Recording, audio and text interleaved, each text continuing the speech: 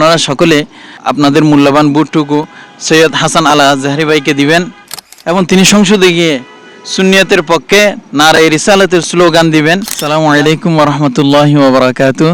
প্রিয় দর্শক শ্রোতা, দেখতে পাচ্ছেন আমার পিছন দিকে এই যে কালুরঘাট ব্রিজটা, এই ব্রিজটার জন্য কালুরঘাটবাসীরা বেশি কষ্ট পাচ্ছে। কারণ এই যে এখন কোনো গাড়ি চলাচল নেই, আপনারা দেখতে পাচ্ছেন অনলি একটা বাইক চলতেছে, আর কোনো গাড়ি চলাচল নেই। কারণ একদিক থেকে গাড়ি আসলে অন্য দিক থেকে গাড়ি আসতে পারে না। এই যে এই কালুরঘাট ব্রিজ নিয়ে, এই এলাকার নিয়ে ৮ আসন থেকে আমাদের পরিচিত একজন ভালো আলেম সৈয়দ হাসান আল আজহারী ভাই ৮ আসন থেকে আপনাদের কাছে প্রার্থী হিসেবে মনোনীত হয়েছে। তা আপনারা সবাই আপনাদের মূল্যবান ভোটটুকু তাকে দিয়ে জয়যুক্ত করবেন।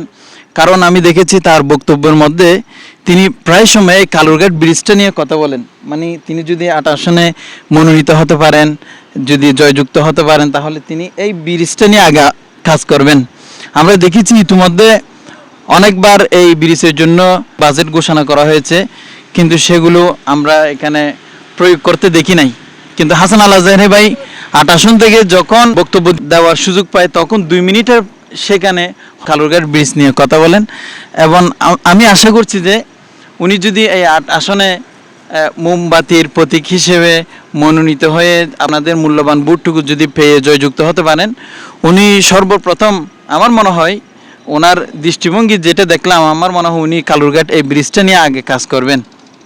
এই জন্য আপনারা সকলে আপনাদের মূল্যবান ভোটটুকু সৈয়দ হাসান আল আজহারী ভাইকে দিবেন, তাকে জয়যুক্ত করবেন।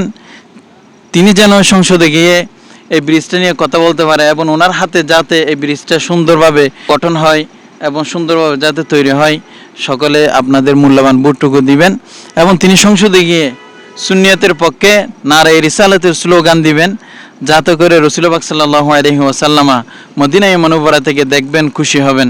আসসালামু আলাইকুম ওয়া রাহমাতুল্লাহ।